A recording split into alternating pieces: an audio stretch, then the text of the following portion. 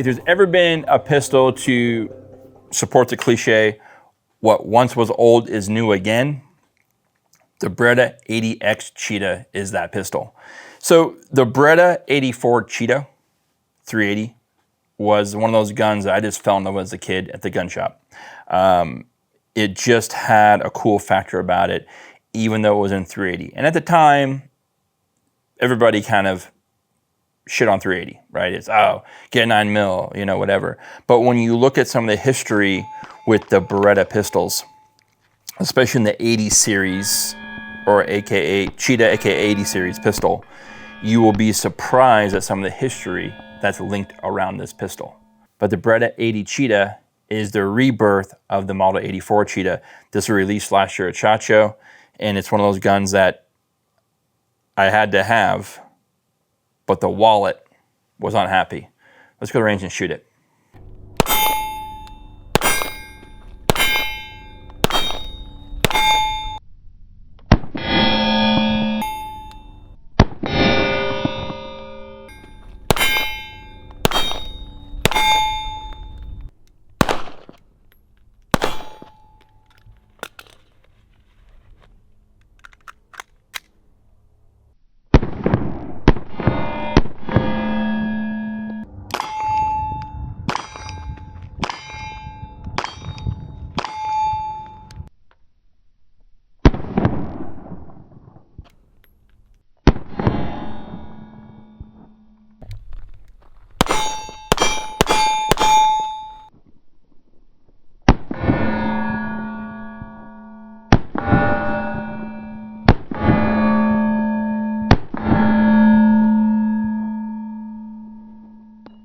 Before I get too far into this video, because this one here has a little bit of history with it, let me tell you about what we do here at RDR Gear. We're a soft goods manufacturer. We specialize in plate carriers, placards, chest rigs, a full line of professional grade canine gear, as well as our Safari and holster mods, holster wraps, as well as our tourniquet mounts, tourniquet brackets, and TQ accessories to enhance the performance of your Safari duty holster.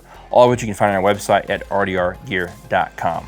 With all those bills out the way, let's talk about the history on the Beretta Cheetah. The Beretta Cheetah, or also known as a Series 81. This pistol was first released in 1976, and it was produced in a wide variety of variants, including a 32 ACP, 22 long rifle, and 380 as well, in double stack and single stack. And it was ended in 2017 was the last time this was produced. And then now we have the 80X, a rebirth of that same pistol released this past year at SHOT Show. So a lot of the same features. If you've ever seen the Beretta Vertec, which is basically a variant of the 92 FS, this is literally the baby brother to that pistol. Same Vertec frame, rail, very, very reminiscent of the Vertec pistol, just chambered in 380, which we'll get to here. When you look at the Inox pistol, of the Beretta 84 model, you'll be surprised to see the history behind this gun. It's been around for a long time. But one of the unique things about this pistol, and living in South Florida, I have a lot of friends who are Jewish, right? One of my buddies, his father worked heavily in the Mossad for many years during his military career, and he has a model that he has in a little kind of a shadow box type thing, but it's a Beretta, I forget, I want to say 81 maybe, but it is a 22 long rifle. And that was a very, very popular pistol and caliber for the Israeli Defense Forces, as well as El Al, which is the Air Marshal Service for the Israeli airline. They carried 22 long rifle pistols. So you can imagine taking a 22 long rifle to Melon, because those dudes were amazing shooters. And that caliber in the right hands was extremely lethal. So this pistol has a lot of cool kind of variants of history along with it, and its different designs, calibers, etc. As I mentioned earlier, this is a very reminiscent of the Vertec design pistol. Straight grip, checkering the back strap, checking front strap, the straight vertical cock concentrations on front and rear. It is a blowback design pistol. So it looks just like a baby 92 FS. Same slide release. The safety is where it gets a little different. So on this gun, you'll notice it has a red dot here, right? If the hammer is cocked and it goes up, most would think that's in safe, because the red dot is not 100% covered. The safety is in that first up position. Hammer's still back. This is not the way these guns are made to carry. These are not a cocked and locked feature on the Cheetahs, because as of right now, the gun will still fire. Okay, so it has to be, if you were shooting, you were done, you would go all the way first position, second position, decock, and now you're in safe.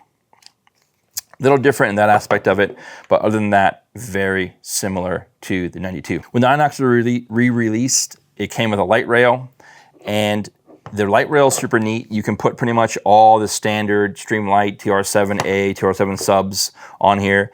You can do some other different lights, but most of what I've found works is the Streamlight products on this pistol. And that's something that I definitely, holster-wise, I don't know where you're gonna be with the lights. There are a few companies making holsters for the pistol, but I'm not for sure if they're light bearing yet. So one of the features when they re-released the 80X was to make this more of a friendly pistol for performance and function. The original one had an extremely heavy double action trigger. That was one of the downsides to it. This one here has a very clean double action trigger.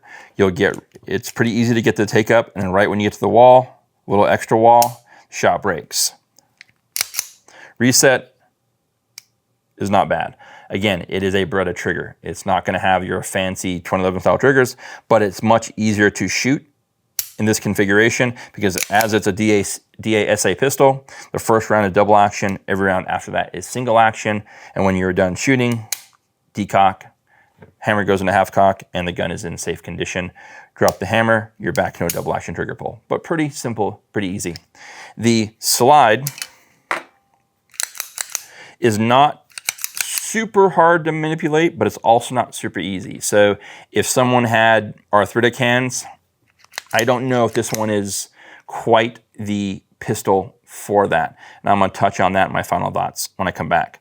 The other feature of the slide is optics ready, which is probably the biggest disappointment of this pistol as a whole. When you look at the gun, you'll see some pictures of the plate options, right? And if you guys can look on this pistol here, so then you'll notice the iron sights are built into the plate.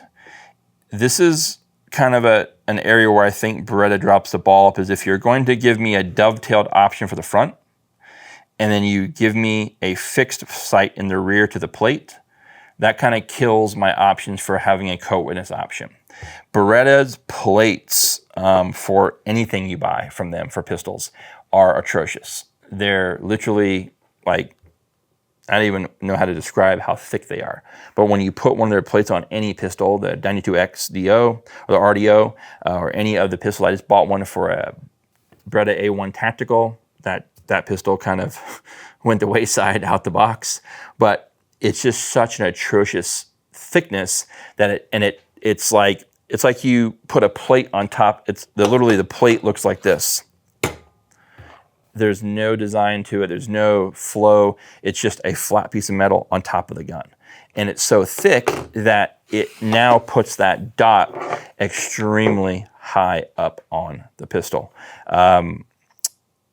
The plates for this gun are non-existent. I don't know what the situation is. I've read a bunch of posts about it, but there are aftermarket companies who are making them. They're out of stock. Beretta is out of stock. And what's odd is that when you listen to some of the commentary or the marketing information on the 80X, the red dot plate is simply just glossed over. It is literally just a quick blurb and gone. There's no follow-up, there's no nothing on it. So I'm not for sure if when the gun was released from start, it was intended to have a red dot option, or that I feel like it was an afterthought, more or less. It's very much not cohesive with the rest of the pistol itself. Which is disappointing because I think when you're at this price point, you really need to have everything kind of gelled together. These are not cheap by any means. They are several $100s more expensive than a Glock 19, which is another issue with this gun. I bought it because this is not sent to us from Beretta. I bought this one myself. I wanted to see it myself. The model we saw at SHOT Show was pretty impressive. It was super cool. And it's a gun that I've always wanted. And I personally like 380 for a grab and go gun. I feel that sometimes now with the smaller 365s and etc. Yeah, 9mm is definite, but I promise you, if I put one of these gold dots or one of these, which is my preferred 380, the Winchester silver tip, this round in your melon, you're not going to care if it's 9mm or 380, right? Because the gun just shoots very well. It's easy to shoot. It's very easy to conceal. And it's a very heavy all-steel construction pistol that just lends well to a carry gun for any occasion. My 2 gripes on this pistol, 1 is price, 2 is the plate. If the plate worked, I wouldn't care about the price. But since this is a gun that I had bought an EPS carry from Holosun to put on this gun as a whole package, not realizing a plate would be such a difficult task to secure. So I'm kind of on the fence now what I do with this, but at the end of the day, I got one. It's been a gun I've wanted for a long time, kind of like the Mark 12, but this one here is something that I will hang on to, maybe get a cool holster for it. 13 round capacity magazines. The magazines do work very well with the pistol. They have been modified to work with hollow point ammunition to feed more reliably. That was one of the issues in the early guns. And if you already own an early 84, your magazines are compatible with the 80X.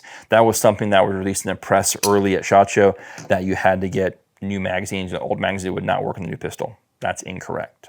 So at the end of the day, if you have one of these, comment below. They're super cool. They're very unique. And if you got a threaded barrel 22 one out there, hit me up. That's the holy grail for me. But the 80X Cheetah, or the rebirth of the Beretta 84, 380. If you're looking for a 380 caliber pistol, and you're not afraid of the price, check it out. I think you'll be very happy with it. Hopefully the plate debacle will get squared away, and hopefully in the future, Beretta will put a little more attention to the plate design, because you probably could call a guy named Ernest, lives in Arizona. He's been known to mess with some Berettas now and then. He could probably help you out and give you a little guidance. But until then, guys, as always, if you like this channel, you like what we do, you like what we review, throw a thumbs up, subscribe, hit the notifications.